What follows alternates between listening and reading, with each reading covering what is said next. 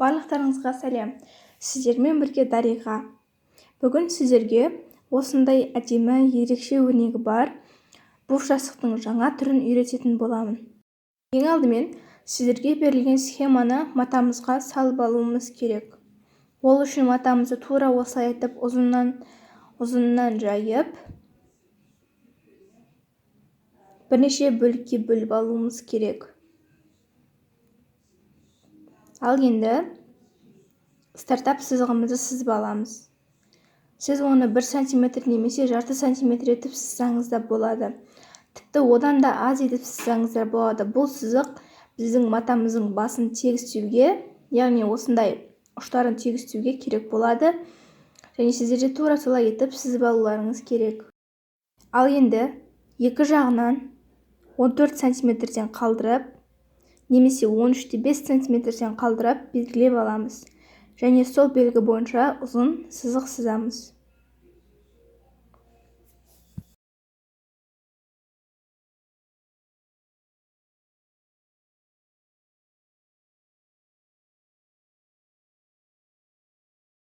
Ал енді осы қалған ортаны сызғышымыздың енімен толтырып шығуымыз керек.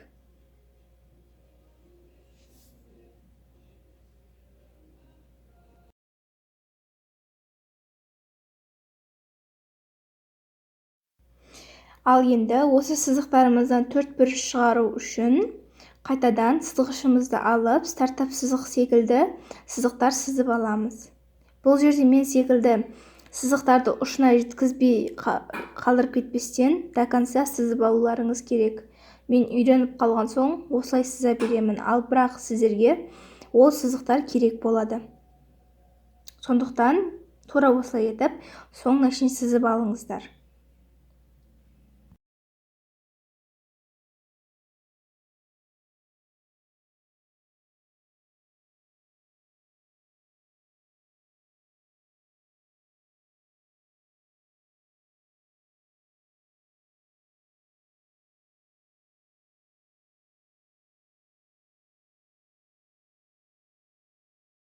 Ал енді схемамыздың өзін салып аламыз. Біздің тігетін схемамыз өте оңай. Тура осылай етіп салғаннан кейін ортасында бір клетка бос орын қалдырып, кейін тағы да тура осылай етіп біліп кете береміз. Яғни көргендеріңіздей осындай етіп салынады.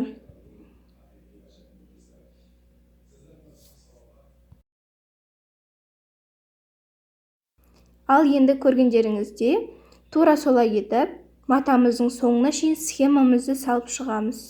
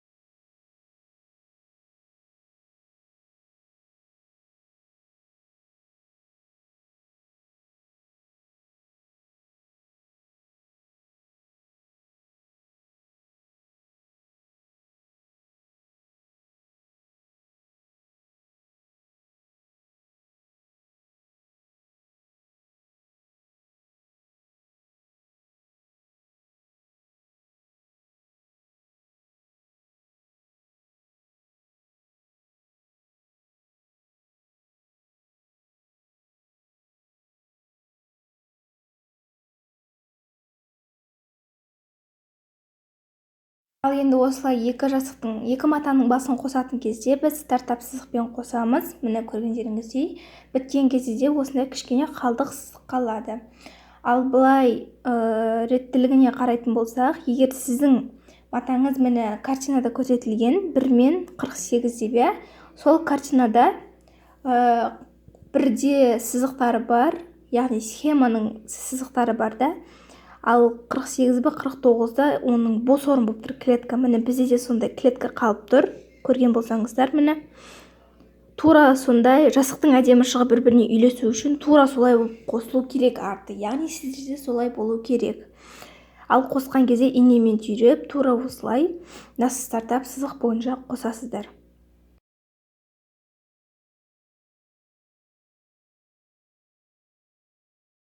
Ал енді схемамызды тігіп бастайық. Бізге берілген сол жақ торкөздің астынан бастаймыз. Төбесінен бір рет тігіп алып,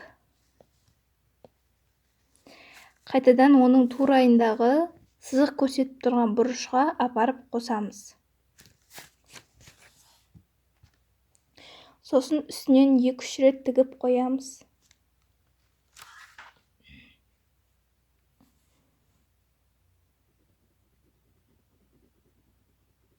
Көбісі ойлап жатқан шығар, неғып бұл өзі бізге айтып тікпеген деп, басын қоспаған деп. Мен енді осындай жағдай болып тұр, сондықтан кейін қосып өзім тігіп аламын. Ал сіздер тура осы схемамен жұмыс жасаудан алдын мынау стартап сызықтар бойынша қосып тігіп алуларыңыз керек. Сонда өзіңізге ыңғайлы және оңай болады.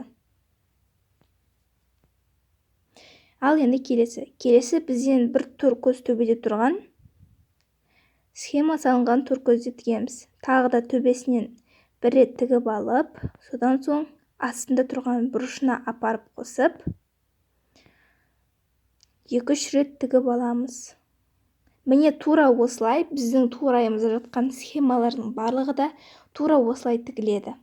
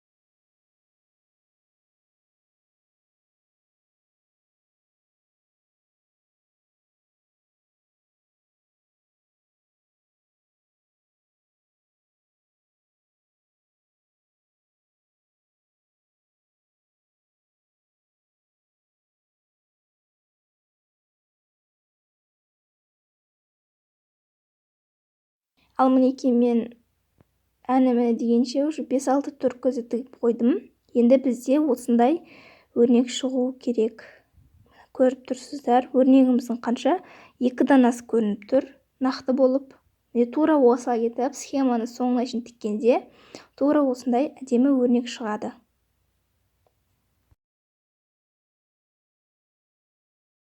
Мінекей мен бүкіл матамызды айналдыра тура осылай етіп тігіп шықтым. Мені көріп тұрсыздар. Сонда бізде осындай өрнек шығады.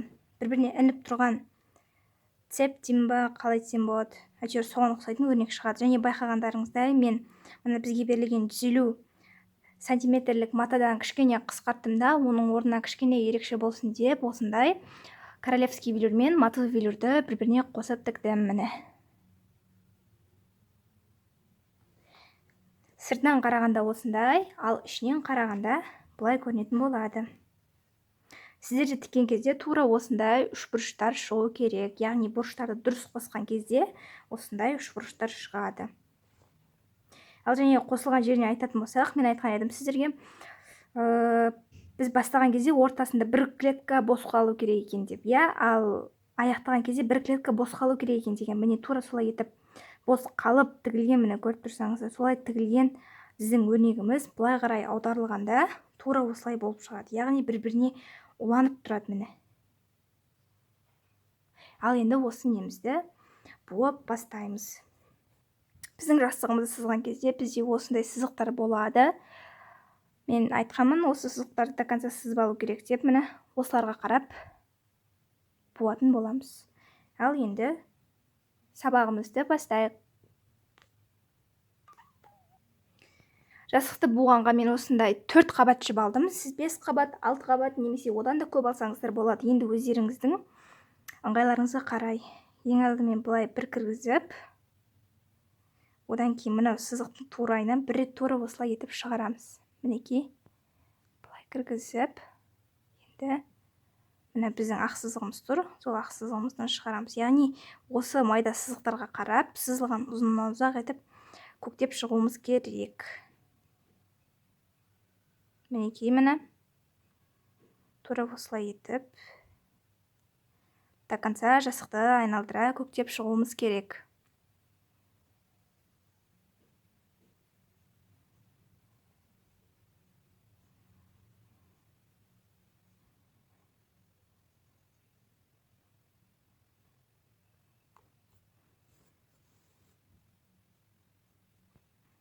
Тура осылай етеміз, ал ішіне қаратқан кезде бұл былай шығады.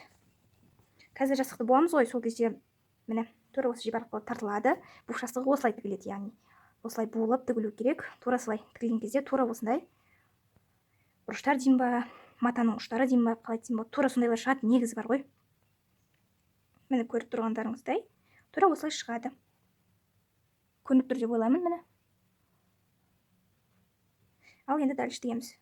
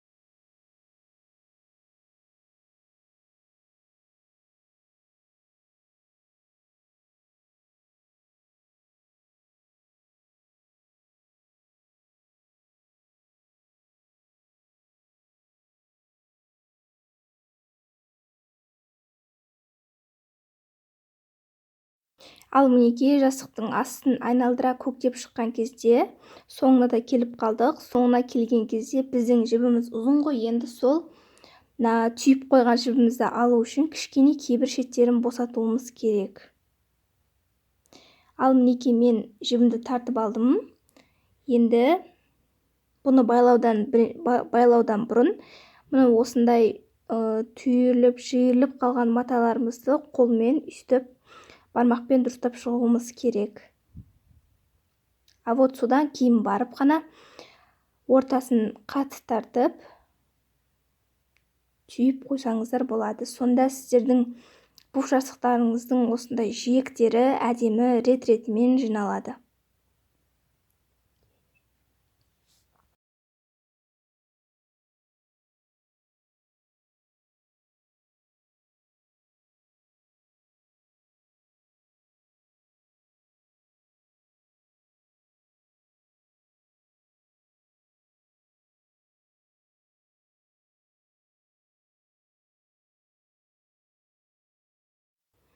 Ал енді қатты тартып,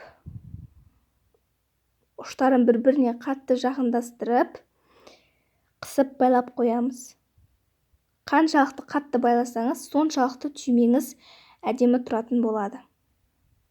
Яғни қадаған брошкаңыз немесе түймеңіз әдемі тұратын болады. Ал енді ішін дайындап алдық. Бізде тура осындай өрнек тегіс жиектері тегіс болып жиналды. Енді ішіне синтепон салып, үстіне қайтадан тура осылай етіп қолмен жиып шығу ғана қалды.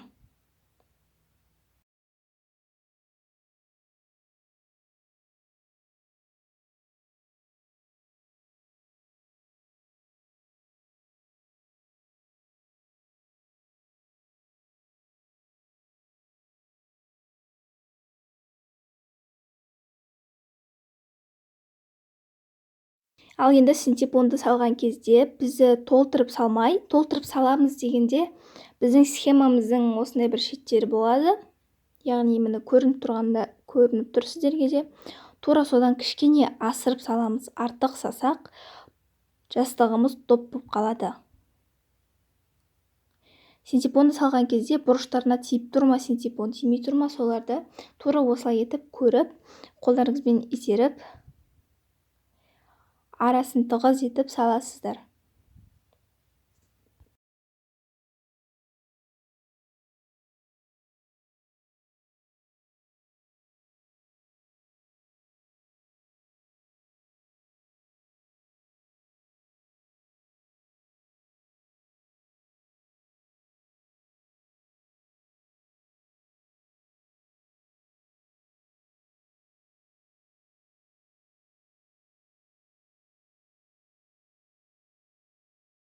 Ал енді синтепонды салып алдық. Енді бірінші үйреткендей, бергі бетіндегі сызықтары бойынша қайтадан жастығымызды айналдыра көктеп шығамыз. Содан соң барып, қайтадан басын қатты буып қоюымыз керек.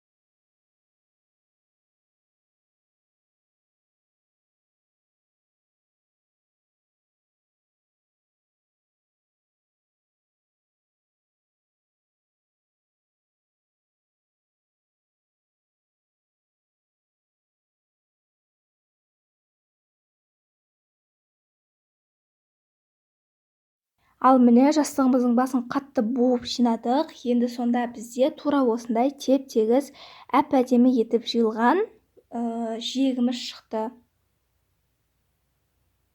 Мінекей міне арқасы осындай. Ал ендігі кезек ортасына әдемілеп жастығымыздың сәнін беріп тұратын брошка емес, мен түйме қадайтын боламын. Брошканы көбісі білет, ал бірақ түйме қадауды онша көбісі біле бермейді. Сондықтан қазір сіздерге түймені қалай дұрыс қадау керек екенін үйрететін боламын. Түймеге мен осындай кішкене үлкендеу түйме алдым. Сіздер бұдан үлкендеу алсаңыздар болады. Брошканың размерінде және осындай түйменің размерінен екесі үлкен мата аласыздар. Енді жастықтың цветіне қарай аласыздар, бірақ мен мына жерде матаны осы жалғыз шетіне қосылған ашық жасылдың цветінен алдым. Ал сіздер енді өз қалауларыңыз бойынша аласыздар. Ал енді осы немізді алып, матамызды алып дөңгелек етіп, қолмен айналдыра көктеп шығуымыз керек. Бұл мата біздің түймемізге арналған жапқыш болады.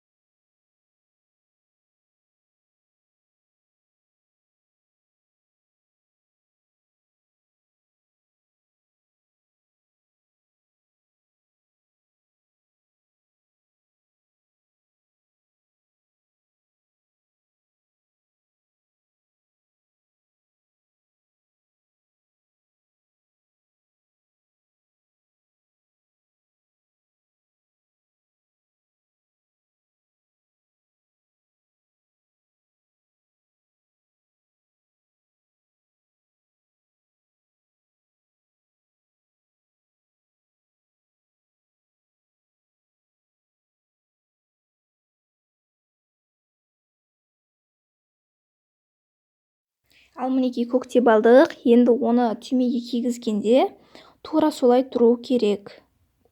Ал бізге осындай жапқыштан 2 дана керек болады, яғни 2 түймемізге.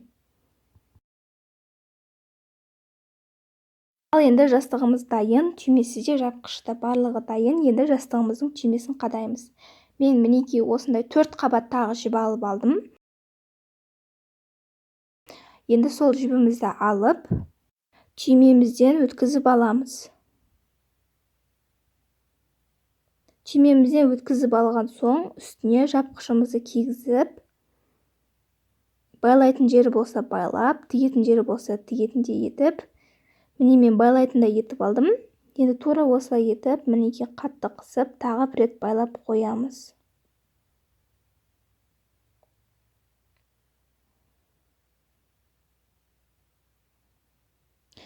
Мінекей тура осылай болды. Енді осы екі жібіміздің, өткізген екі жібіміздің басын біріктіріп, көктеуге арналған үлкен инемізден өткізіп алып, жібімізді арғы бетіне өткізуіміз керек.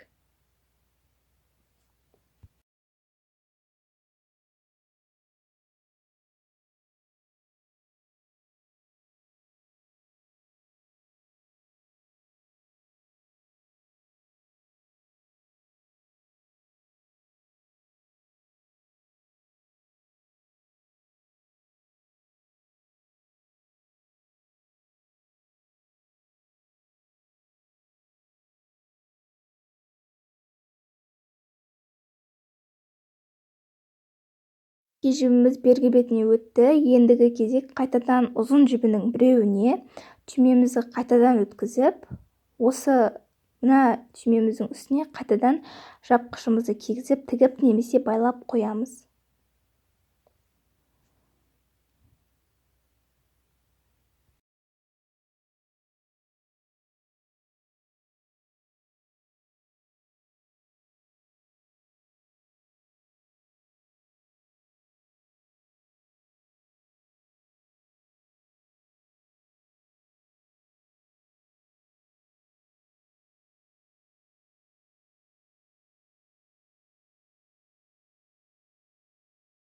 Ал енді бергі бетінің де жібі түймесі дайын екен. Енді түймемізді бір рет байлап алып, тағы түймені басып тұрып, астында бос жатқан жіптерін тартып, екі түймені екі бетінен бір-біріне жақындастырамыз. Сөйтіп тағы бір-екі рет астынан түйіп, түйменің астына өткізіп, дұрыстап буып аламыз.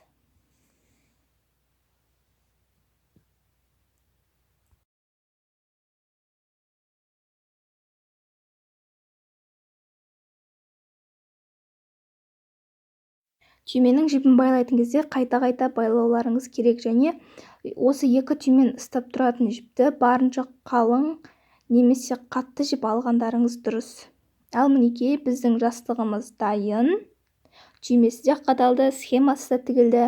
Ал мінекей бүгін сіздермен бірге біз пуш жастығымыздың кішкентай размерін тігіп үйрендік. Ал егер сіздерге кәдімгі стандарт үлкен размері керек болса, описанияға мен Инстаграмда қалдырып кетем, сол жерге үлкен размерінің схемасы керек деп жазсаңыздар болғаны. Сіздерге сабақ ұнаған болса, лайк басып, бізді жоғалтып алмас үшін подписка жасап, түсінбеген жерлеріңізді комментарийға сұрасаңыздар болады. Мен сіздерге кері байланыс беремін. Ал келесі мастер-класста